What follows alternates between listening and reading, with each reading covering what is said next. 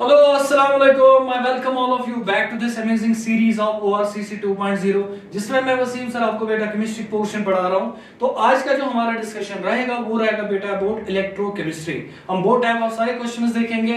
आप सिर्फ अपना ध्यान बिल्कुल क्वेश्चंस पे रखेंगे, कैसे आंसर लिखना है, क्या लिखना है, उस पर आप नजर रखिए। देखिए बेटा, जो हमारा पहला क्वेश्चन इसमें है, पहला क्वेश्चन है कि आपको डिफाइन करना बेटा कंडक्टेंस क्या होता है, उसके बाद कंडक्टिविटी डिफाइन करना है, उसके बाद क्या करना है बेटा मोलर कंडक्टिविटी आपको डिफाइन करना है। पहली बात है कि कंडक्टेंस किसको हम बोलेंगे नाम। कंडक्टेंस का मतलब क्या होता है? कंडक्टेंस का मतलब होता है कि किसी ऑब्जेक्ट में करंट कितना आसानी से फ्लो होगा, that's called a conductance. It is the ability or it is the degree to which current can flow through a substance. उसको हम नाम क्या बोलते हैं? दैट्स कॉल्ड कंडक्टेंस को बोलते हैं। और ये जो कंडक्टेंस होता है ये एक्चुअली में रेजिस्टेंस का रेसिप्रोकल होता है। रेजिस्टेंस क्या दिखाता है? कितना जल्दी कंडक्टर में करंट फ्लो नहीं होगा, दैट्स कॉल्ड रेजिस्टेंस। या opposition to the flow of electric current, that's called resistance. Conductance बिल्कुल उसका अपोजिट है, कितना जल्दी किसी ऑब्जेक्ट या कंडक्टर में से करंट फ्लो होगा, दैट्स कॉल्ड कंडक्टेंस। अब हमारे पास इस चैप्टर में जो कंडक्टर है वो एक इलेक्ट्रोलाइट है। तो हमने वाटर लिया इस कंटेनर में, इस कंटेनर में हमने एक इलेक्ट्रोलाइट डाल दिया Ab। जैसे इसने इलेक्ट्रोलाइट डाल दिया वो इलेक्ट्रोलाइट डिसोशिएट हो गया। हमने एक इलेक्ट्रोलाइट लिया था बेटा Ab को पानी में डाल दिया, वो डिसोशिएट होगा, A+1 बन गया और क्या बन गया B-1। तो ये आयंस में कन्वर्ट हो गया, वही लिखा है A+ और हो गया लिखा बेटा B-। अब इस सॉल्यूशन में जो करंट कैरियर्स है वो क्या है? वो है आयंस। अब इस सॉल्यूशन में करंट कितना इजी से पास होगा उसको हम उस सॉल्यूशन की नाम बोलेंगे बेटा conductance.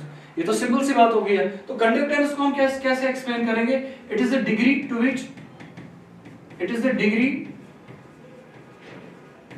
Which current can flow through a substance, to which current can flow through a substance,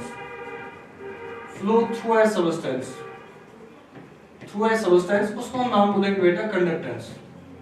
conductance को नाम बोलेंगे। और अगर हम इसके रेस्पेक्ट में इसको डिफाइन करेंगे कंडक्टेंस क्या होता है, तो इस सॉल्यूशन में जो करंट कैरियर है आयन, वो कितना इजीली फ्लो करेगा, जितना वो आयन इजीली फ्लो करेगा उतना ही इस सॉल्यूशन की जो कंडक्टेंस होगी वो क्या होगी? वो ज्यादा होगी। और इसको मैं ऐसे लिखूंगा, it is the conductance, it is the ease of flow of ions. It is the ease of flow of ions. अब आयंस कहां पे करंट कैरियर्स होते हैं? इलेक्ट्रोलाइटिक सॉल्यूशंस में जो करंट कैरियर्स होते हैं वो आयंस होते हैं। वो आयन कितना इजीली फ्लो होगा उसको भी हम नाम क्या कहते हैं बेटा? कंडक्टेंस। तो अगर हम देखेंगे कंडक्टेंस किसका रेसिप्रोकल होता है, कंडक्टेंस जो होता है बेटा, conductance is inverse of resistance. Conductance होता है इनवर्स ऑफ रेजिस्टेंस होता है। तो अगर इनवर्स ऑफ रेजिस्टेंस होगा, कंडक्टेंस को हम दिखाते हैं G से, हम लिखेंगे G = 1/R, ऐसे हम लिखेंगे बेटा कंडक्टेंस को। अब इसका यूनिट क्या आएगा अगर आपको यूनिट पूछा जाएगा? देखिए यूनिट क्या आएगा बेटा, आसान है, 1/R। तो ये है ना, R रेजिस्टेंस का यूनिट क्या होता है? ओम। तो ये आएगा बेटा ओम इनवर्स आएगा बेटा इसका यूनिट। अब और एक बात है, ये तो होगा इसका यूनिट। नंबर सेकंड, अब अगर आप इस सॉल्यूशन का डाइल्यूशन करेंगे, अगर इसमें आप वाटर और ऐड करेंगे, वॉल्यूम बढ़ाएंगे, वॉल्यूम बढ़ाने से कंडक्टेंस का क्या होगा? देखिए अगर आप इसमें वाटर और ऐड करेंगे, वाटर और ऐड करने से क्या होगा? वॉल्यूम बढ़ेगा। वॉल्यूम बढ़ने से क्या होगा? जो आयंस होंगे इलेक्ट्रोलाइट के, क्या वो नजदीक रहेंगे या दूर जाएंगे? वो तो दूर जाएंगे। अगर आयंस दूर हो गया ना तो इंट्रायनिक सेपरेशन बढ़ेगा। इंट्रायनिक सेपरेशन बढ़ने से जो आयंस हो गए ना उनकी जो आयनिक मोबिलिटी होगी वो मोबिलिटी क्या हो जाएगी? वो तो इंक्रीज हो जाएगी। आयनिक मोबिलिटी बढ़ने की वजह से जो कंडक्टेंस होगी ना वो सॉल्यूशन की वो क्या होगी बेटा? वो इंक्रीज हो जाएगी। तो विद डाइल्यूशन क्या होगा? यहाँ पे हम एक पॉइंट लिख देते हैं, विद डाइल्यूशन क्या हो जाएगा बेटा? विद डाइल्यूशन कंडक्टेंस जो होता है, कंडक्टेंस वो क्या होगी? वो इंक्रीज हो जाएगी। विद डाइल्यूशन जो कंडक्टेंस होती है, कंडक्टेंस वो इंक्रीज हो जाएगी। अब डाइल्यूशन का मतलब क्या होता है? डाइल्यूशन करने का मतलब होता है कंसंट्रेशन कम करना भी। तो अगर आपको बोला जाएगा कंसंट्रेशन से क्या होगा? जितना कंसंट्रेशन कम उतना कंडक्टेंस का वैल्यू बढ़ेगा, या जितना डाइल्यूशन ज्यादा उतना कंडक्टेंस का वैल्यू भी बढ़ेगा। तो ये तो हो गया हमारा पहला टर्म कि कंडक्टेंस क्या होता है। दूसरा टर्म क्या लिखा बेटा? कंडक्टिविटी। ठीक है, नंबर सेकंड टर्म जो लिखा है कंडक्टिविटी। कंडक्टिविटी का मतलब क्या होता है? कंडक्टिविटी किसको हम नाम बोलते हैं? देखिए कंडक्टिविटी जो होता है उसको हम K से दिखाते हैं और इस K को हम नाम पढ़ते हैं बेटा कापा। इसको हम कापा नाम पढ़ते हैं। देखिए कंडक्टिविटी क्या होता है, कंडक्टिविटी पे ध्यान देना बेटा। कंडक्टिविटी क्या होता है? फॉर एग्जांपल मान लीजिए ऐसे, फॉर एग्जांपल आपने क्या किया है, आपने रेजिस्टेंस तो पढ़ा होगा, R = ρ × L/A। आपने लिखा R R किसके बराबर होता है? ρ × L/A। फिजिक्स में आपने बहुत बार पढ़ा होगा R = ρ × L/A। R होता है रेजिस्टेंस, ρ होता है रेजिस्टिविटी, L होता है लेंथ ऑफ कंडक्टर, A क्या होता है बेटा? Area of cross section. अगर मैं इसे ρ निकालूंगा, ρ मींस स्पेसिफिक रेजिस्टेंस या तो रेजिस्टिविटी, ρ किसके बराबर आएगा? R into A divide by L, इसके बराबर आएगा बेटा। ये तो हो गया रो का वैल्यू। और रो का मतलब क्या है? रो मींस रेजिस्टिविटी। रो का मतलब क्या होता है? रेजिस्टिविटी इसका नाम होता है। अब देखिए रेजिस्टिविटी तो हो गया इसका नाम। अब इस रेजिस्टिविटी के एक्सप्रेशन में क्या क्या आता है? एक तो रेजिस्टेंस आता है, एरिया क्रॉस सेक्शन आता है और लेंथ आती है। इसको नाम बोलेंगे बेटा रेजिस्टिविटी। तो अगर ये रेजिस्टिविटी है, हमें डिफाइन करना बेटा कंडक्टिविटी। देखो कंडक्टिविटी क्या होता है? कंडक्टिविटी जो होता है बेटा, डेफिनेशन बाद में लिखेंगे, अभी नजर रखिए बेटा। कंडक्टिविटी जो होता है, कंडक्टिविटी मींस कापा। कापा जो होता है it is inverse of resistivity. ये होता है बेटा inverse of resistivity. Inverse of resistivity को कैसे दिखाते हैं बेटा? रेजिस्टिविटी को कैसे दिखाते हैं? रो से। तो मैं लिखूंगा जो कापा आएगा, कापा किसके बराबर आएगा? Kappa is equal to 1 upon rho. इसको हम ऐसे लिखते हैं 1 अपॉन रो। अब इसको हम ऐसे लिखेंगे कापा इज इक्वल, और रो किसके बराबर है? हमें रो नहीं लेना है, यहाँ पे 1 बाय रो लेना है। तो अगर 1 बाय रो लेना है तो ये बनेगा r बाय 1। तो हमें रो नहीं लेना, हमें इसका इनवर्स लेना। तो इसका भी इनवर्स ले लो। तो अगर इनवर्स लेंगे हम क्या लिखेंगे? 1 डिवाइड बाय r इनटू क्या लिखेंगे बेटा? l divide by a। 1 divide by r into l by a। तो I will write kappa is equal to, kappa किसके बराबर आएगा? 1 बाय r होता है g, 1 बाय r होता है g। अभी हमने बेटा कर लिया कि जो 1 बाय r होता है, 1 बाय r के बदले हम लिखते हैं g। g means conductance. तो 1 बाय r अगर g के बराबर होगा into l by a। l by a को हम नाम कहते हैं बेटा, ये जो l बाय a होता है इसको हम नाम कहते हैं बेटा सेल कांस्टेंट। याद रखेंगे आप इसका नाम, इसको कहते हैं सेल कांस्टेंट। इस सेल कांस्टेंट को हम बेटा दिखाते हैं जी स्टार से। तो कापा जो है वो किसके बराबर आएगा? जी इंटू जी स्टार। लेकिन अभी भी हमने कंडक्टिविटी को डिफाइन नहीं किया कि कंडक्टिविटी होता क्या है। हमने सिर्फ इतना बोला conductivity is inverse of resistivity. तो रेजिस्टिविटी का जो एक्सप्रेशन था उसको इनवर्स करके लिख दिया, हमें आंसर आ गया kappa is equal to G into G star. G star किसके बदले लिखा? एल बाय ए का मतलब क्या है? Cell constant. अब इस सेल कांस्टेंट क्या होता है? देखिए बेटा सेल कांस्टेंट क्या होता है? हमारे पास एक सेल होता है, जब हम कंडक्टिविटी मेजरमेंट्स करते हैं ना, कंडक्टिविटी या कंडक्टेंस मेजरमेंट्स, हमारे पास एक सेल होता है, उसको हम नाम बोलते हैं कंडक्टिविटी सेल। वो कंडक्टिविटी सेल क्या होता है? ध्यान से सुनिए बेटा। कंडक्टिविटी सेल में 2 इलेक्ट्रोड्स होंगे, ऐसे 2 इलेक्ट्रोड्स ले रहे हैं हम ऐसे। ये 2 इलेक्ट्रोड्स है, एक इलेक्ट्रोड मैंने यहाँ पे ले लिया और दूसरा इलेक्ट्रोड मैंने बेटा यहाँ पे ले लिया। ये आपके पास बेटा कितना इलेक्ट्रॉन? 2 इलेक्ट्रोड्स। इन 2 इलेक्ट्रोड्स को हम ऐसे कनेक्ट कर रहे हैं। ये हमने 2 इलेक्ट्रोड्स लिए और इनको कनेक्ट किया। ये जो 2 इलेक्ट्रोड्स है बेटा, इन 2 इलेक्ट्रोड्स में ये जो पहला इलेक्ट्रोड है, ये वाला इलेक्ट्रोड, इसका अपना कुछ एरिया क्रॉस सेक्शन होगा। ये वाला इलेक्ट्रोड, इसका भी अपना क्या होगा बेटा? कुछ एरिया क्रॉस सेक्शन। तो इन इलेक्ट्रोड्स का जो एरिया क्रॉस सेक्शन है, इसका एरिया क्रॉस सेक्शन होगा a के बराबर, इसका भी एरिया क्रॉस सेक्शन ये होगा। और इन इलेक्ट्रोड्स के बीच में जो डिस्टेंस ऑफ सेपरेशन होगा, ये कितने अपार्ट होंगे एक दूसरे से, that's called distance of separation. और डिस्टेंस ऑफ सेपरेशन जो होगा, उस डिस्टेंस ऑफ सेपरेशन को मैं लिखूंगा बेटा l। तो l is the distance of separation. यहाँ पे जो L लिखा है it's the distance of separation between the 2 plates of the conductivity cell. और ये जो A लिखा है, area A is area of cross section of the plates. अब उसके अलावा क्या होगा? ये कंडक्टिविटी सेल जो होता है, इसमें जो 2 प्लेट्स होते हैं, इनको हम ऊपर बेटा वायर से कनेक्ट करते हैं, एक को पॉजिटिव टर्मिनल से, दूसरे को नेगेटिव टर्मिनल से। अब आपको क्या करना है? आपको वो इलेक्ट्रोलाइटिक सॉल्यूशन जो होगा आपका, जो हमने पहले लिया था, वो इलेक्ट्रोलाइटिक सॉल्यूशन आपको इसी सेल में रखना है। रख लिया आपने इसमें इलेक्ट्रोलाइटिक सॉल्यूशन। अब देखिए बेटा ध्यान से सुन लेना, ये बन गया हमारा कौन सा सेल? ये बन गया हमारा कंडक्टिविटी सेल। ये हमने लिया कंडक्टिविटी सेल। अब इस कंडक्टिविटी सेल में आपको क्या करना है? ध्यान से सुनिए बेटा। ये जो कंडक्टिविटी सेल है, इस कंडक्टिविटी सेल में हम क्या कर लेंगे बेटा? ये कंडक्टिविटी सेल जो है, इस कंडक्टिविटी सेल में हमने क्या लिया? Kappa is equal to G into G star. मैं इस लेंथ को जो इन इलेक्ट्रोड्स के बीच में, इन इलेक्ट्रोड्स की जो 2 प्लेट्स है, दे आर कॉल्ड इलेक्ट्रोड्स, इनके बीच में जो डिस्टेंस ऑफ सेपरेशन है l, वो मैं लूंगा 1 सेंटीमीटर के बराबर। तो I will take l is equal to, if l is equal to 1 centimetre, हमने l लिया 1 सेंटीमीटर। और उसके अलावा क्या है? एरिया क्रॉस सेक्शन जो होगा वो लेंगे हम बेटा 1 सेंटीमीटर स्क्वायर। तो इन 2 इलेक्ट्रोड्स के बीच में जो लेंथ है ना, जो डिस्टेंस ऑफ सेपरेशन है, वो हमने कितना लिया बेटा? डिस्टेंस ऑफ सेपरेशन हम ले रहे हैं बेटा 1 सेंटीमीटर। ये तो इनके बीच का डिफरेंस हो गया। इस प्लेट का जो एरिया ऑफ क्रॉस सेक्शन है, वो एरिया ऑफ क्रॉस सेक्शन हम कितना ले रहे हैं? 1 सेंटीमीटर स्क्वायर। तब देखिए बेटा, अगर area cross section 1 centimetre square और लेंथ कितना होगा बेटा? 1 सेंटीमीटर, तब बताओ वॉल्यूम कितना आएगा उस टाइम पे? तो वॉल्यूम कितना आएगा? वॉल्यूम आएगा बराबर एरिया इनटू लेंथ, वो हो गया बेटा 1 सेंटीमीटर क्यूब। इसको हम नाम बोलेंगे यहाँ पे बेटा यूनिट वॉल्यूम। इसको हम क्या नाम बोलेंगे यहाँ पे?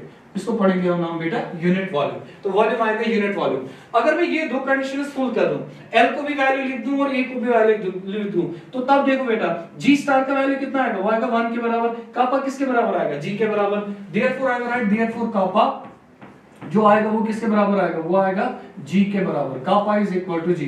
अब आपको डिफाइन क्या करना था, डिफाइन करना था आपको कापा, कंडक्टिविटी क्या होती है। और कंडक्टिविटी का मतलब क्या होता है, आप यहां से देखिए बेटा, conductivity kappa is the conductance, G होता है ना conductance, conductivity kappa is the conductance of किसका, unit volume of an electrolytic solution. तो अगर आपको डिफाइन करना होगा कंडक्टिविटी क्या होगा, आप लिखेंगे conductivity is the conductance of, conductivity is the conductance of, conductivity is the conductance of unit volume, unit volume means 1 centimeter cube of an electrolytic solution, of an electrolytic solution, of an electrolytic solution when electrodes are, जब electrodes क्या होंगे 1 centimeter apart, 1 centimeter apart, 1 centimetre apart, APART लिखेंगे यहाँ पे बेटा, 1 centimetre apart with a cross sectional area of, with a cross sectional area of, वो area कितना होना चाहिए, equal to 1 centimetre square, equal to 1 centimetre square. इसको हम नाम बोलेंगे बेटा क्या, दैट्स टर्म्ड एज कंडक्टिविटी। तो कंडक्टिविटी ध्यान में रखिए पूरा बेटा, कंडक्टिविटी का मतलब क्या होता है, कापा G के बराबर है, कापा कब G के बराबर है, अगर G स्टार का वैल्यू 1 होगा, G स्टार का वैल्यू कब 1 होगा, जो लेंथ बिटवीन द, जो लेंथ होगा ना बेटा इलेक्ट्रोड्स के बीच में, जो डिस्टेंस ऑफ सेपरेशन होगा 1 सेंटीमीटर होगा और एरिया क्रॉस सेक्शन होगा 1 सेंटीमीटर स्क्वायर। इसको हम नाम बोलते हैं बेटा क्या, कंडक्टिविटी। तो सिंपल में आप एक और टर्म भी बता सकते हैं, conductivity is the conductance of unit volume of an electrolytic solution, आप वो भी बता सकते हैं, there is no problem with that. अब देखिए उसके अलावा क्या है, उसके अलावा हमें क्या करना है बेटा, इसका यूनिट निकालना। तो इसका यूनिट क्या आएगा, देखिए बेटा यूनिट क्या आएगा, यूनिट ऑफ कापा। तो यूनिट ऑफ कापा किसके बराबर आएगा, हम एक स्टेप में इसको निकाल देंगे, यूनिट ऑफ कापा। देखो यूनिट ऑफ कापा क्या है, यहाँ पे लिखा बेटा 1/r, यहाँ पे लिखा L/E। 1/r के बदले लिखेंगे 1/ओम, 1/ओम होता है ओम इनवर्स, तो ये बनेगा बेटा ओम इनवर्स इनटू।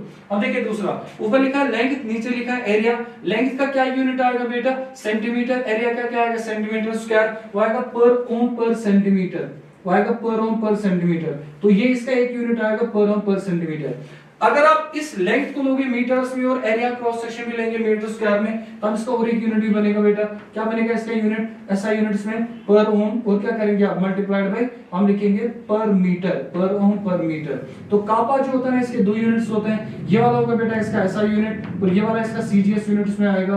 तो ये याद रखेंगे क्या बेटा कि ये इसके दो यूनिट्स होते हैं, पर ओम पर सेंटीमीटर एंड पर ओम पर मीटर। पर उनको साइमन भी कहते हैं, वो भी आप याद रखेंगे बेटा, साइमन पर सेंटीमीटर या तो साइमन पर मीटर। अब उसके बाद और एक पॉइंट आएगा, और एक पॉइंट क्या आएगा, डाइल्यूशन से क्या होगा, डाइल्यूशन से क्या होगा कंडक्टिविटी को, कंडक्टिविटी का डाइल्यूशन से क्या रिलेशनशिप है। देखिए बेटा क्या, आपने एक इलेक्ट्रोलाइटिक सॉल्यूशन तो लिया, अभी इलेक्ट्रोलाइटिक सॉल्यूशन जो लिया है ना आपने बहुत सारा लिया होगा। अब देखो बेटा इन दो के बीच में, इन दो प्लेट्स के बीच में, इन दो प्लेट्स के बीच में जो अंदर से इन प्लेट्स के बीच में जो आयंस का नंबर है, लेट्स अज्यूम कि वो आयंस का नंबर है 100। इन दो प्लेट्स के बीच में जो आयंस है उनका नंबर कितना है 100। तो अगर मैं कहूंगा कि इस यूनिट वॉल्यूम में जो कंडक्टेंस है वो कितने आयंस की वजह से है, your answer will be sir वो होंगी 100 आयंस की वजह से। इन दो प्लेट्स के बीच में जो कंडक्टर आ गया, इलेक्ट्रोलाइटिक सॉल्यूशन आ गया, उसमें जो नंबर ऑफ करंट कैरियर्स है वो 100 के बराबर है और कंडक्टेंस होगी because of 100 ions of the electrolyte. Number second, अगर मैं इसका डाइल्यूशन करूंगा, क्या करूंगा डाइल्यूशन, तो मुझे इसमें क्या करना है, पानी डालना है। जब पानी डालेंगे डाइल्यूशन करेंगे, वॉल्यूम बढ़ेगा, कंसंट्रेशन डिक्रीज होगा। जब वॉल्यूम बढ़ेगा कंसंट्रेशन डिक्रीज होगा। क्या इस एरिया में, इस वाले एरिया में जो इन प्लेट्स के बीच में, क्या इसमें अभी भी 100 आयंस रहेंगे? नहीं रहेंगे। तो थे कितने आयंस? इसमें थे बेटा 100 आयंस, इसमें तो थे टोटल 100 आयंस।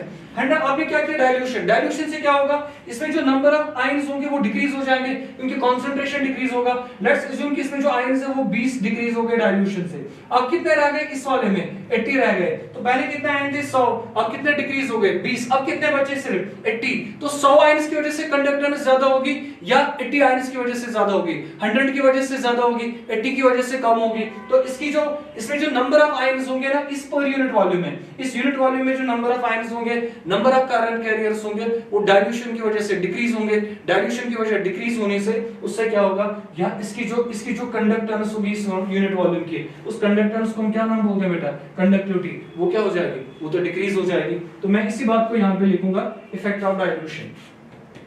मैं इसी बात को लिखूंगा बेटा effect of dilution. Effect of dilution क्या होगा याद रखेंगे, विद डाइल्यूशन क्या होगा,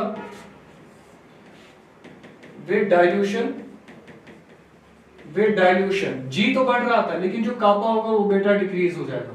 कापा डिक्रीज, क्यों डिक्रीज होगा, रीजन क्या है, due to decrease in number of ions, due to decrease in number of ions per unit volume, due to decrease in number of ions per unit volume, per unit volume. Number of ions decrease होने से क्या होगा, जो conductivity होगी वो क्या होगी बेटा, डिक्रीज होगी।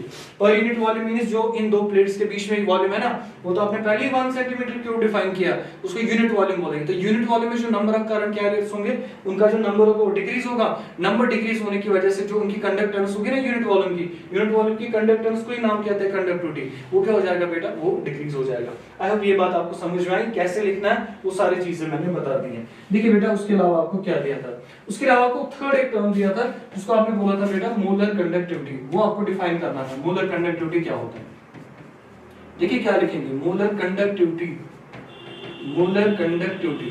तो मोलर कंडक्टिविटी को कैसे दिखाते हैं, उसको ऐसे लैम्डा m ऐसे दिखाते हैं बेटा मोलर कंडक्टिविटी। अब देखिए मोलर कंडक्टिविटी क्या होता है, मोलर कंडक्टिविटी का मतलब क्या होता है बेटा, आपको दो प्लेट्स लेना है ऐसे जिनको आप नाम कहते हैं बेटा इलेक्ट्रोड्स। मान लो ये आपने एक प्लेट ले लिया, तो लाइकवाइज आप यहाँ से और एक प्लेट लेंगे जिसको आप नाम क्या बोलेंगे बेटा, इसको भी हम नाम पढ़ेंगे इलेक्ट्रोड। तो मान लो ये आपने दो इलेक्ट्रोड्स लिया है, इन दो इलेक्ट्रोड्स को आपने आपस में कनेक्ट किया है, ये ऐसे इलेक्ट्रोड्स है, ये दो इलेक्ट्रोड्स है। अब ये वाला जो इलेक्ट्रोड है, ये वाला इलेक्ट्रोड, इसका अपना कुछ एरिया क्रॉस सेक्शन होगा, इन दो इलेक्ट्रोड्स के बीच में कुछ डिस्टेंस ऑफ सेपरेशन तो डेफिनेटली होगा। अब देखिए आपको क्या करना है, इस वाले प्लेट को बैटरी के पॉजिटिव से कनेक्ट कर लिया, इस वाले प्लेट को बैटरी के नेगेटिव से कनेक्ट कर दिया।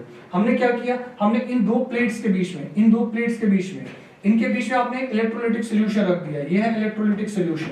लेकिन उस इलेक्ट्रोलाइटिक सॉल्यूशन का जो वॉल्यूम होगा, वो वॉल्यूम हमें नहीं पता है, वो वॉल्यूम हम लेंगे, इसका जो वॉल्यूम होगा, volume is equal to V centimetre cube. इसका जो वॉल्यूम है वो किसके बराबर है बेटा, that's equal to V centimetre cube. लेकिन इस वाले इलेक्ट्रोलाइटिक सॉल्यूशन में आपने जो इलेक्ट्रोलाइट डिसॉल्व किया वो किया 1 मोल। इस वाले इलेक्ट्रोलाइटिक सॉल्यूशन में जो आपने इलेक्ट्रोलाइट डिसॉल्व किया, कितना अमाउंट डिसॉल्व किया, 1 मोल।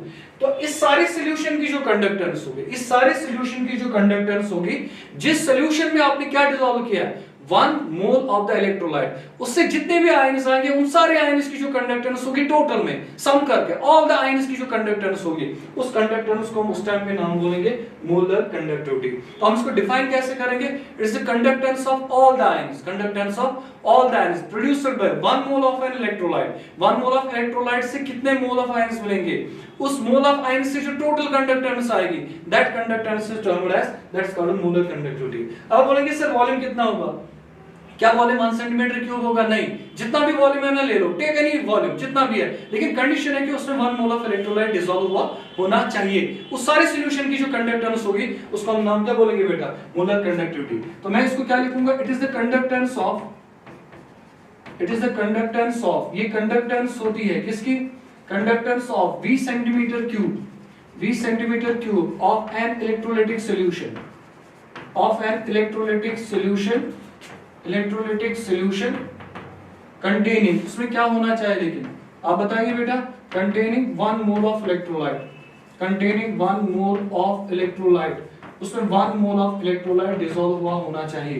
तो it is the conductance of V centimetre cube of an electrolytic solution. इस V सेंटीमीटर क्यूब की कितनी कंडक्टेंस होगी, बट विद द कंडीशन कि उसमें कितना डिसॉल्व होना चाहिए, 1 मोल ऑफ इलेक्ट्रोलाइट, उसको हम नाम बोलेंगे बेटा मोलर कंडक्टिविटी। अब इस मोलर कंडक्टिविटी को हम लिखेंगे कैसे, लैम्डा m जो होगा वो किसके बराबर होगा बेटा, याद रखेंगे वो होगा इसकी, इस सॉल्यूशन की अगर हम कंडक्टिविटी निकालेंगे, याद रखना मोलर कंडक्टिविटी एक टर्म है, कंडक्टिविटी दूसरी टर्म है। कंडक्टिविटी वो टर्म है जो हमने इससे पहले सीखा। अगर इसकी कंडक्टिविटी निकालेंगे, वो कंडक्टिविटी कितनी होगी कापा, और मल्टीप्लाई करेंगे वो वॉल्यूम जिसमें हमने डिसॉल्व कितना किया बेटा, 1 मोल ऑफ इलेक्ट्रोलाइट। तो कापा इस सॉल्यूशन की कंडक्टिविटी और V क्या है बेटा, इस सॉल्यूशन का वॉल्यूम जिसमें हमने 1 मोल ऑफ इलेक्ट्रोलाइट डिसॉल्व किया। तो lambda m equal to kappa into V। उसके बाद क्या कर सकते हैं, इसमें हम दो इक्वेशंस लिखते हैं, वो इक्वेशंस क्या क्या वो आप याद रखेंगे बेटा। वो इक्वेशन क्या होगा, वो इक्वेशन होगा लैम्डा m जो होगा that's equal to kappa into, याद रखेंगे बेटा पूरा ध्यान से, कापा इनटू, मैं इसको नेक्स्ट स्लाइड पे लिखता हूं बेटा। देखो लैम्डा m जो होगा, लैम्डा m किसके बराबर आएगा, lambda m it is equal to kappa into, उसके बाद क्या करते हैं 1000 divide by V, kappa is equal to lambda m is equal to kappa into 1000 divide by V। इसमें याद रखना बेटा जो कापा का यूनिट होगा, यूनिट ऑफ K इस टाइम पे क्या होगा, यूनिट ऑफ के होता है बेटा साइमन पर सेंटीमीटर। इस टाइम पे जो यूनिट ऑफ के होता है वो होता है साइमन पर सेंटीमीटर, और लैम्डा एम का जो यूनिट आएगा वो आएगा साइमन सेंटीमीटर स्क्वायर पर मोल, साइमन सेंटीमीटर स्क्वायर पर मोल। ये आप इक्वेशन एक याद रखेंगे। अगर आप लैम्डा एम का इक्वेशन ऐसे लिखेंगे तो यूनिट ऑफ के उस टाइम पे होगा साइमन पर सेंटीमीटर और लैम्डा एम आएगा साइमन सेंटीमीटर स्क्वायर पर मोल। अगर आप इसी लैम्डा एम का यूनिट इक्वेशन लिखेंगे ऐसे कापा डिवाइड बाय, मैं इसको डिवाइड बी नहीं आएगा बेटा, डिवाइड आएगा एम। यहाँ पे जो डिवाइड है ना बेटा, यहाँ पे आएगा बी की जगह आएगा यहाँ पे एम, तो यहाँ पे आएगा एम आएगा बेटा। कापा डिवाइड बाय मैं यहाँ पे एम करूंगा और इनटू करूंगा बेटा 1000।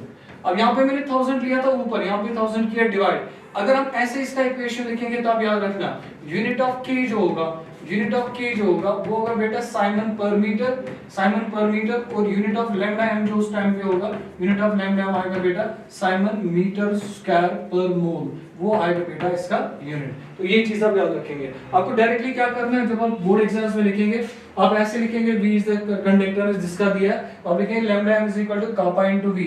कापा क्या है बेटा, kappa is the conductivity of solution, यह कंडक्टिविटी ऑफ सॉल्यूशन। इस सॉल्यूशन की कंडक्टिविटी कितनी होगी, कंडक्टिविटी कितने वॉल्यूम का निकालते हैं, यूनिट वॉल्यूम 1 सेंटीमीटर क्यूब का।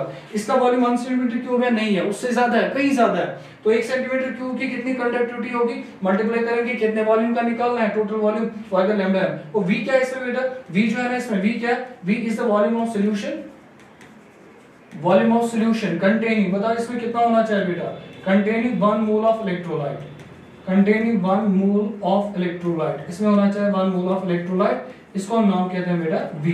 तो इन दोनों को मल्टीप्लाई करके अगर हम इस V का आंसर निकालेंगे बेटा, इसी V का आंसर आता है 1000 divide bye m, the molarity of solution is m, तो 1000 डिवाइड बाय m, तो ये चीज याद रखेंगे। अब आप बोर्ड एग्जाम्स में कौन सा इक्वेशन लिखेंगे, दो में से मैं सजेस्ट कर रहा हूं कि पहला वाला इक्वेशन लिख लेना, आपका काम हो जाएगा, there is no problem with it, बिल्कुल अच्छे से करेक्ट माना जाएगा। अब और एक चीज है बेटा, effect of dilution. Effect of dilution क्या होगा, इफेक्ट ऑफ डाइल्यूशन क्या होगा लैम्डा एम पे, तो इसके लिए आप याद रखेंगे।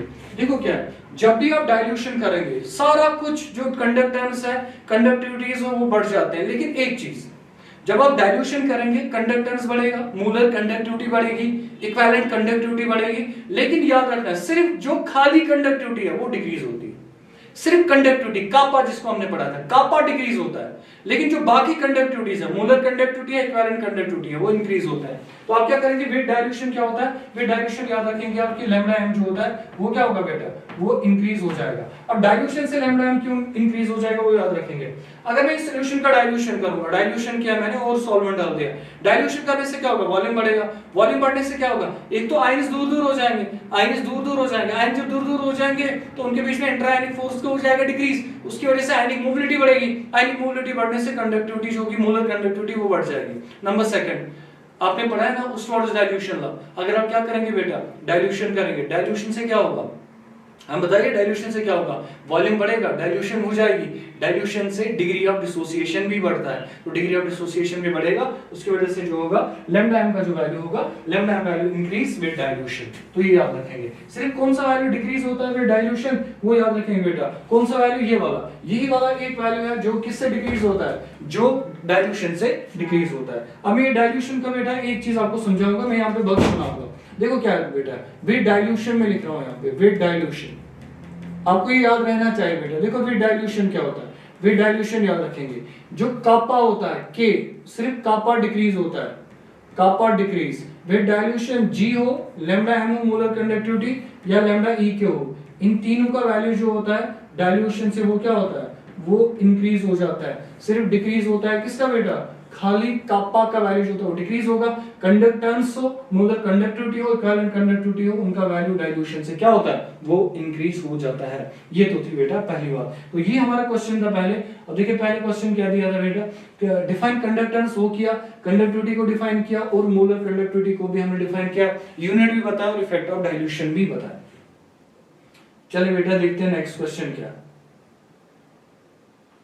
देखिए बेटा अब नेक्स्ट क्वेश्चन क्या है, नेक्स्ट क्वेश्चन में क्या लिखा है बेटा, व्हाट इज कॉलरॉयस लॉ, कॉलरॉयस लॉ क्या होता है और इसके एप्लीकेशंस क्या होते हैं, कॉलरॉयस का मतलब क्या और एप्लीकेशंस क्या होते हैं।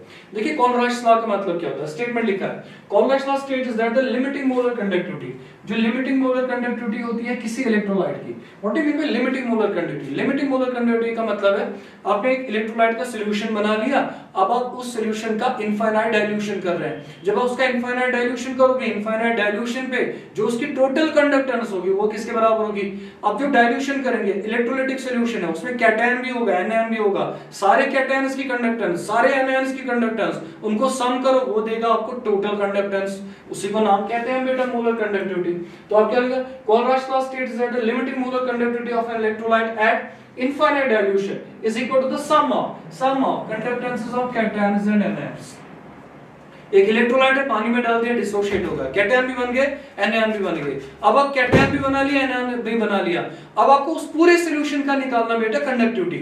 अब आप उसकी कंडक्टिविटी जब निकालोगे ना, वो किसके बराबर आएगा? वो आएगा सम ऑफ कंडक्टेंसेस। कौन कौन सा सम करना है? कैटायन की कंडक्टेंसेस और एनायन की कंडक्टेंसेस को सम करना है, आपको मिलेगा total conductance of the electrolytic solution. उसी को आप नाम बोलेंगे बेटा मोलर कंडक्टिविटी। तो मैं एक एग्जांपल से लिख लेता हूं। फॉर एग्जांपल आपको अगर NaCl दिया होगा बेटा, NaCl का सॉल्यूशन आपने बना लिया, NaCl आपने पानी में डाल दिया, वाटर में डाल दिया, तो ये डिसोशिएट होगा। क्या क्या बनेगा बेटा?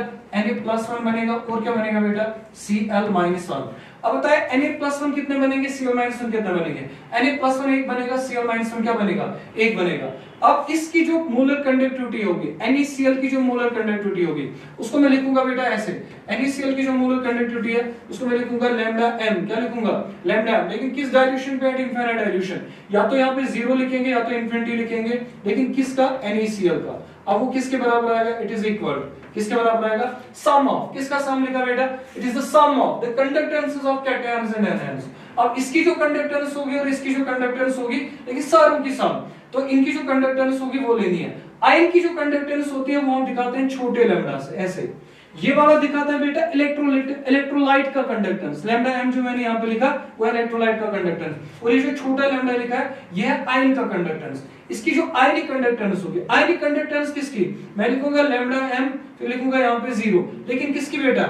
Na+ की। आयनिक कंडक्टेंस ऑफ Na+, और प्लस क्या करेंगे बेटा? उसको लैम्डा m ही करूंगा प्लस, लैम्डा m0, लेकिन किसका बेटा? Cl-1, Cl-1। अब देखिए इसका कोएफिशिएंट कितना है? 1, तो यहाँ पे कोएफिशिएंट मल्टीप्लाई आएगा 1, इसका कोएफिशिएंट भी 1 है, यहाँ पे कोएफिशिएंट आएगा मल्टीप्लाई 1, जो कि आप ओमिट कर सकते हैं, लिखने की जरूरत नहीं है, इफ कोएफिशिएंट और 1 ओमिट कर सकते हैं। तो इस इक्वेशन से आप निकाल सकते हैं molar conductivity at infinite dilution of NaCl, वो आएगा बराबर सम ऑफ किसका? Limiting ionic conductivity of cation plus limiting ionic conductivity of anion, उनको सम कर लिया, आंसर आ गया। अब हम और एक एग्जांपल लेते हैं। फॉर एग्जांपल मान लीजिए, फॉर एग्जांपल ये होता सोडियम सल्फेट। अगर ये होता सोडियम सल्फेट Na2SO4, Na2SO4 कैसे डिसोशिएट होता? ट्वाइस Na+1, ट्वाइस Na+1, और कैसे बनता बेटा? SO4-2, SO4-2। आपको इसका निकालना होता है लैम्डा m इनफिनिटी। तो इसका लैम्डा m इनफिनिटी आप कैसे निकालते हैं? लैम्डा m इनफिनिटी और molar conductivity at infinite dilution of Na2SO4 कैसे निकालोगे बेटा? फिर से इक्वल, जरा बताइए। हाँ, क्या करेंगे? इसके बराबर, इसका कोएफिशिएंट 2 है, 2 करेंगे मल्टीप्लाइड बाय इसकी ionic conductance lambda m not of Na+, lambda m not of Na+। हो गया यहां तक? प्लस क्या करेंगे बेटा? इसका कोएफिशिएंट 1 है, 1 लिखेंगे यहाँ पे, इनटू फिर क्या लिखेंगे? लैम्डा m नॉट ऑफ किसका बेटा? SO4-2। अगर हमें इनके वैल्यूज पता होंगे हम निकाल सकते हैं lambda m not of Na2SO4। तो ये स्टेटमेंट आपको लिखना है कोलराज लॉ में। एक तो स्टेटमेंट लिख दिया और ये एग्जांपल्स दो लिख लेना। ये पहला एग्जांपल बनेगा, ये तीसरा एग्जांपल बनेगा। अगर आपको और एग्जांपल्स होंगे, फॉर एग्जांपल क्या वो कर सकते हैं? मैं आपको एक एग्जांपल बताऊंगा, वो आप करके दीजिए। देखो एग्जांपल क्या होगा। अगर आपको अल्युमिनियम सल्फेट दिया जाएगा, aluminium sulphate A2SO4 whole thrice, SO4 whole thrice, जब ये डिसोशिएट होगा तो डिसोशिएट कैसे होगा? इससे बनेंगे ट्वाइस Al+3, ट्वाइस Al+3, और बनेगा 3 टाइम्स SO4-2। अब देखिए बनेंगे, दो बनेंगे Al+3, ये जो 3 है ना, ये Al पे चार्ज है, ये 3 यहां लेके आप +3 बनेगा, ये 2 यहां लेके आप -2 बनेगा, तो दो मिलेंगे Al+3, 3 मिलेंगे SO4-2। आपको निकालना है according to Kohlrausch law lambda m infinity या molar conductivity infinite dilution of A2SO4 whole thrice. बताइए कैसे लिखेंगे आप? अब खुद ही बताइए। इट इज इक्वल, क्या लिखेंगे? 2 बार है, क्या लिखेंगे बेटा? Lambda m infinity, lambda m not of Al+3 लिख दिया आपने, lambda m not of Al+3, plus क्या करेंगे? 3 टाइम्स, फिर क्या लिखेंगे? Lambda m not of SO4 -2, ऐसे आप लिख सकते हैं molar conductivity at infinite dilution of ammonium sulphate. ये बिल्कुल सिंपल है, कुछ डिफरेंट नहीं कर रहा है, सिर्फ इलेक्ट्रोलाइट को तोड़ना आना चाहिए और फिर उसके जो आयनिक कंडक्टेंस होंगे उनको सम करना है। ये कहता है बेटा कोलराश लॉ। तो ये है कोलराश लॉ का स्टेटमेंट और उसके एग्जांपल्स। तो ये हमने स्टेटमेंट लिखा हुआ है और ये हो गया इसके एग्जांपल्स। अब हमें क्या पढ़ना है बेटा, इसके एप्लीकेशंस क्या है। तो इसके एप्लीकेशंस क्या है, वो एप्लीकेशंस याद रखोगे आप। देखो बेटा इसका पहला एप्लीकेशन क्या होगा, नंबर 1 एप्लीकेशन, मैं इसके लिख रहा हूं बेटा एप्लीकेशंस। एप्लीकेशंस क्या होंगे, ध्यान से सुन लेना। जो एग्जांपल मैं यहां पे बताऊंगा वो नीट एग्जाम में बहुत बार पूछा गया भी है और आप भी वैसे लिखेंगे। नंबर 1 कैलकुलेशन ऑफ क्या करना है आपको, calculation of lambda m not of weak electrolyte. हम निकाल सकते हैं लैम्डा m नॉट किस इलेक्ट्रोलाइट का बेटा, वीक इलेक्ट्रोलाइट का हम निकाल सकते हैं लैम्डा m नॉट। तो वीक इलेक्ट्रोलाइट का लैम्डा m नॉट कैसे निकालेंगे, फॉर एग्जांपल अगर हम लेंगे बेटा एसिटिक एसिड CH3COH, ये हमने लिया एसिटिक एसिड CH3COH, अगर ये टूटेगा तो कैसे टूटेगा, पहली बात है कि ये स्ट्रॉन्ग इलेक्ट्रोलाइट नहीं होता, वीक होता है। तो कौन कौन सा आयन देगा, CH3CO- और क्या देगा बेटा ये H+। आपको इसी वीक इलेक्ट्रोलाइट का निकालना है लैम्डा m इनफिनिटी। अब आप बोलेंगे सर मैं वैसे निकालूंगा जैसे कोलराश ने बताया था, सर मैं ऐसे करूंगा और निकल आएगा, लेकिन ऐसे नहीं निकलेगा। क्यों नहीं निकलेगा, क्योंकि ये इलेक्ट्रोलाइट जो है ना ये वीक इलेक्ट्रोलाइट है, स्ट्रॉन्ग इलेक्ट्रोलाइट नहीं है, ये पूरी तरीके से डिसोशिएट नहीं होगा। अगर पूरा डिसोशिएट नहीं होगा, इसका जो आयनिक कंडक्टेंस होगा वो मैक्सिमम वैल्यू नहीं होगा, वो लिमिटिंग वैल्यू नहीं होगा, इसका जो आयनिक कंडक्टेंस होगा वो भी मैक्सिमम वैल्यू नहीं निकलेगा, क्योंकि ये कंप्लीटली डिसोशिएट नहीं होगा, क्योंकि ये वीक इलेक्ट्रोलाइट है। ये वाला जो इक्वेशन लिखते हैं ना, ये लिखते हैं बेटा किन इलेक्ट्रोलाइट्स के लिए, फॉर स्ट्रॉन्ग इलेक्ट्रोलाइट्स। अब हम ऐसा इक्वेशन हम कैसे निकाल सकते हैं, उसके लिए आप क्या करेंगे बेटा, देखो यहां पे याद रखना क्या करना है आपको, क्या करना है आपको सिलेक्ट करने हैं 3 इलेक्ट्रोलाइट्स। कितने इलेक्ट्रोलाइट्स सिलेक्ट करने हैं बेटा, 3 इलेक्ट्रोलाइट्स को आप सिलेक्ट करोगे। तो सिलेक्ट 3 स्ट्रॉन्ग इलेक्ट्रोलाइट्स, आपको 3 स्ट्रॉन्ग इलेक्ट्रोलाइट्स लेने हैं। अब वो इलेक्ट्रोलाइट्स किस ब्याह पे लेंगे आपको कैसे समझ में आएगा कौन कौन सा इलेक्ट्रोलाइट लेना है। पहला, आप कोई ऐसा इलेक्ट्रोलाइट ले लो जिसमें स्टेट आयन होगा लेकिन स्ट्रॉन्ग इलेक्ट्रोलाइट होना चाहिए। तो पहला इलेक्ट्रोलाइट लूंगा मैं CH3COONA, इसको नाम पढ़ेंगे बेटा सोडियम स्टेट, CH3CONA। तो ये एक स्ट्रॉन्ग इलेक्ट्रोलाइट है जिसको हमने पहले लिया। नंबर सेकंड, आप क्या लेंगे, दूसरा इलेक्ट्रोलाइट ले लो जिसमें स्ट्रॉन्ग इलेक्ट्रोलाइट होगा, जिसमें H+ होगा, तो हम लेंगे बेटा कौन सा, HCl। अब जो तीसरा इलेक्ट्रोलाइट है वो देखो, अब वो आपको क्या लेना है, तीसरा इलेक्ट्रोलाइट पे ध्यान दे दो। पहले इलेक्ट्रोलाइट में आपने CH3CO निकाल दिया CH3CO, दूसरे इलेक्ट्रोलाइट से हमने H+ निकाल दिया, हो गया H+। अब क्या बच गया यहाँ पे Na और Cl, इन्हीं दो से जो बनेगा ना लास्ट वाला, वही बनेगा आपका लास्ट वाला इलेक्ट्रोलाइट NaCl। तो आपने कितने इलेक्ट्रोलाइट सिलेक्ट किए, 3 स्ट्रॉन्ग इलेक्ट्रोलाइट्स। अब तो लिया आपने सोडियम स्टेट, HCl आपने लिया और NaCl लिया। अब आपको क्या करना है, आपको इसका निकालना है लैम्डा m इनफिनिटी। तो लैम्डा m इनफिनिटी या lambda m 0 of acetic acid CH3COH, उसका वैल्यू आप कैसे निकालेंगे, दैट्स इक्वल टू, वो किसके बराबर आएगा, ध्यान से सुन लेना बेटा। बताओ किस इलेक्ट्रोलाइट में स्टेट आयन है, इस वाले इलेक्ट्रोलाइट में स्टेट आयन है, तो मैं इसी वाले इलेक्ट्रोलाइट का लूंगा lambda m not of CH3COONA लिया मैंने यहां, प्लस बताओ किस इलेक्ट्रोलाइट से मिलेगा H+ मिलेगा HCl से, मैंने लूंगा लैम्डा m नॉट किसका बेटा, HCl लिया आपने। अब देखो उसके बाद क्या ये तीसरा इलेक्ट्रोलाइट, इसका कोई आयन आपको चाहिए, क्या आपको Na+ चाहिए Cl-, ना Na+ चाहिए ना Cl- चाहिए, ना Na+ चाहिए ना Cl- चाहिए, इससे आपको माइनस करना पड़ेगा lambda m not of NaCl, ये आपने ले लिया। अब देखो क्या करें, ये तीनों इलेक्ट्रोलाइट्स जो है ना, all the 3 electrolytes are strong electrolytes, तो इन्हीं की molar conductivity at infinite dilution को सम करके आपको इसका मिलेगा molar conductivity at infinite dilution. आप स्ट्रॉन्ग इलेक्ट्रोलाइट्स का डेटा यूज कर रहे हैं, और लैम्डा m इनफिनिटी निकाल रहे हैं किसका, वीक इलेक्ट्रोलाइट का।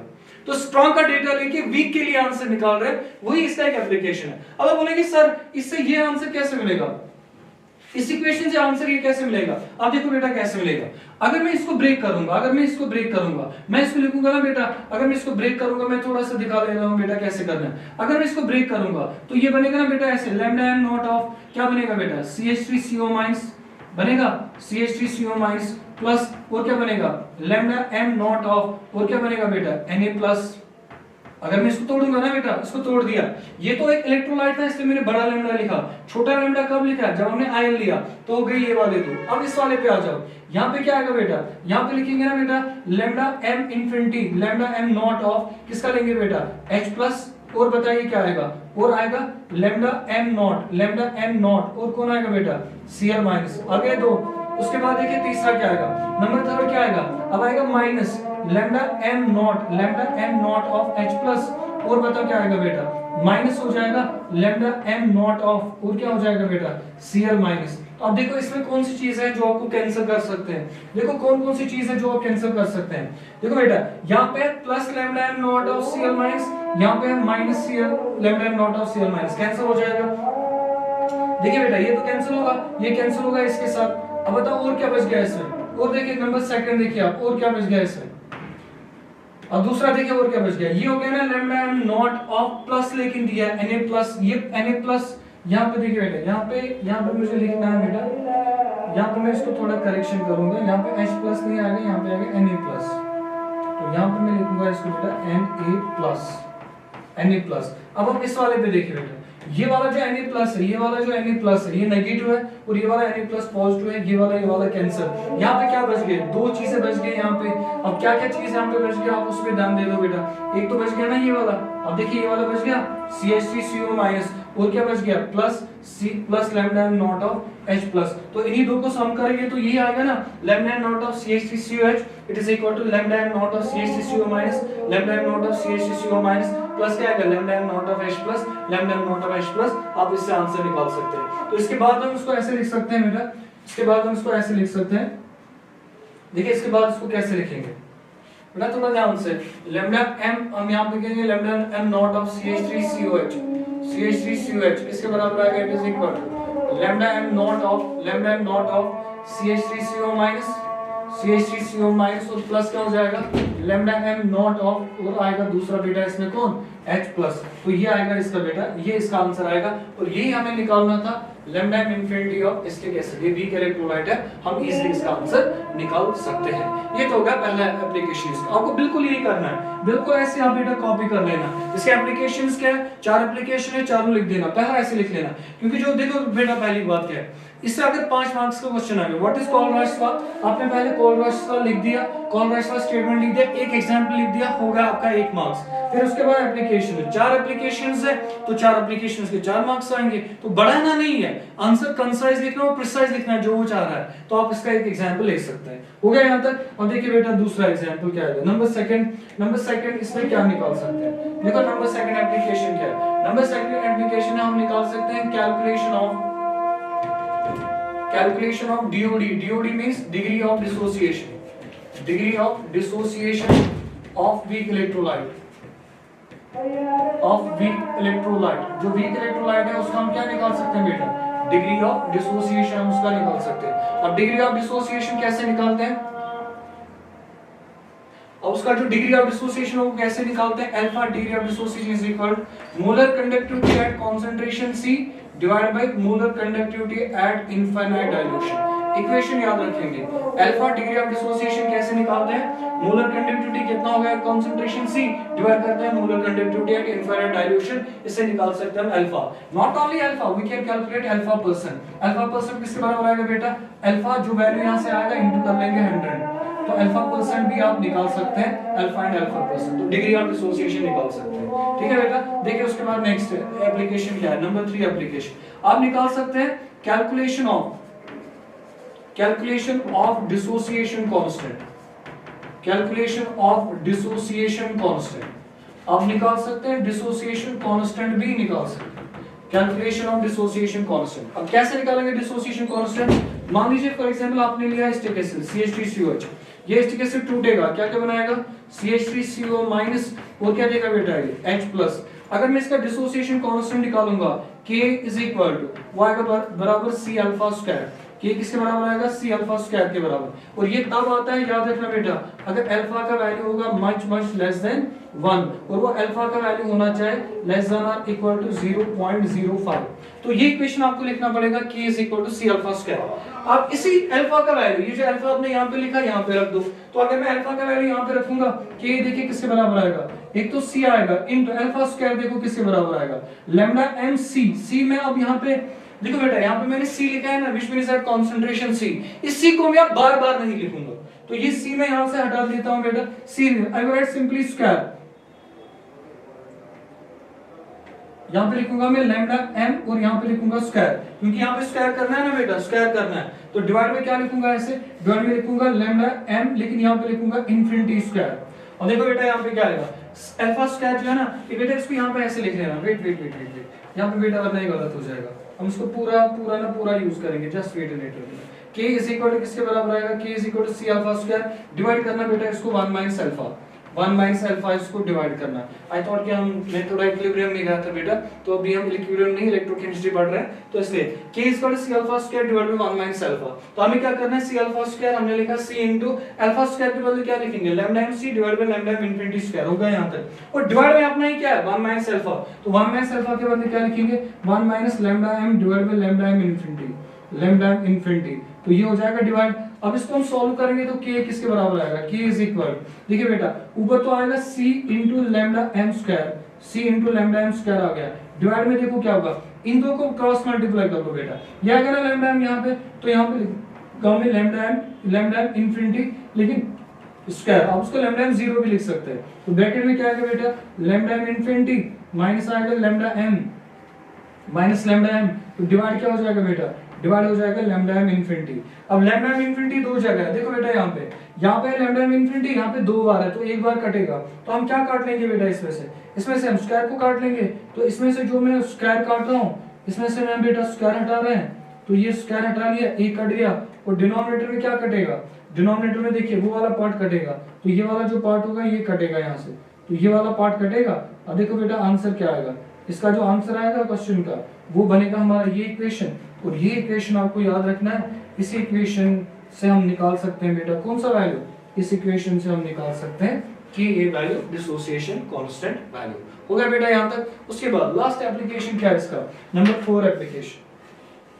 नंबर 4 एप्लीकेशन क्या है, हम निकाल सकते हैं कैलकुलेशन ऑफ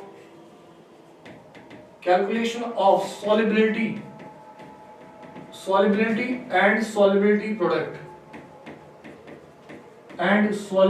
product एक तो solubility भी निकाल सकते हैं और क्या निकाल सकते हैं, solubility product को लिखते हैं बेटा KSP। अब कैसे निकाल सकते हैं calculation of solubility and solubility product, अब याद रखेंगे बेटा जो sparingly soluble salts होते हैं, for sparingly soluble salts जो sparingly soluble salts होते हैं, जैसे एक एग्जांपल लूंगा मैं बेटा AgCl, एक sparingly soluble salt है, इसकी जो solubility होती है वो solubility S जो होती है वो होती है बराबर मोलैरिटी के। हर कोई sparingly soluble salt की जो solubility होती है वो किसके बराबर होती है, मोलैरिटी के। तो हम एक इक्वेशन यूज करेंगे lambda m it is equal to kappa into 1000 divide में क्या करते हैं बेटा, डिवाइड में करते हैं m, दैट्स मोलैरिटी। इस मोलैरिटी के बदले हम क्या लिख सकते हैं, solubility, lambda m is equal to kappa into 1000 divide करेंगे बेटा क्या, सॉल्युबिलिटी, यहाँ पे डिवाइड कर लेंगे सॉल्युबिलिटी। तो सॉल्युबिलिटी किसके बराबर आएगा, सॉल्युबिलिटी जो होती है वो आएगा किसके बराबर, सॉल्युबिलिटी यहाँ ले लो तो वो आएगा kappa into 1000 डिवाइड क्या कर लेंगे बेटा, डिवाइड करेंगे लैम्डा m। तो ये इक्वेशन जो होगा इस इक्वेशन से हम निकाल सकते हैं सॉल्युबिलिटी का मतलब है एक्चुअल में यहाँ पे मोलैरिटी, लेकिन किस सॉल्यूशन की मोलैरिटी, जो स्पेरिंगली सॉल्युबल सॉल्ट का सॉल्यूशन। अब केएसपी भी निकाल सकते हैं, एक बार आपको सॉल्युबिलिटी मिल गया अब केएसपी निकाल सकते हैं, लेकिन यहाँ पे हमें एज सच केएसपी की जरूरत नहीं है, तो इसलिए हम यहाँ पे कॉलराज लॉ में बोर्ड एग्जाम्स में आप केएसपी कभी नहीं निकालेंगे, सिर्फ इन इक्वेशंस को आप याद करेंगे। बेटा बी वेरी श्योर कि ये चीजें जो है ना इनको आप एक बार खुद वर्कआउट करोगे आपको याद रहेगा, एक बार लिखने से आपको फिर नजर देने से आपको डेफिनेटली याद रहेगा। जो हमारा नेक्स्ट लेक्चर होगा बेटा उस नेक्स्ट लेक्चर में हम इलेक्ट्रोकेमिकल सेल देखेंगे, इसका नेक्स्ट क्वेश्चन नर्नेस्ट इक्वेशन भी देखेंगे हम, और उसके अलावा करूजन का भी एक क्वेश्चन आएगा, उस करूजन वाले क्वेश्चन को भी देखेंगे। उसके अलावा हल्के हल्के से कहीं पे कोई डेफिनेशन होगा वो भी हम इंशाल्लाह देखेंगे नेक्स्ट क्लास में। चले ऑल द बेस्ट।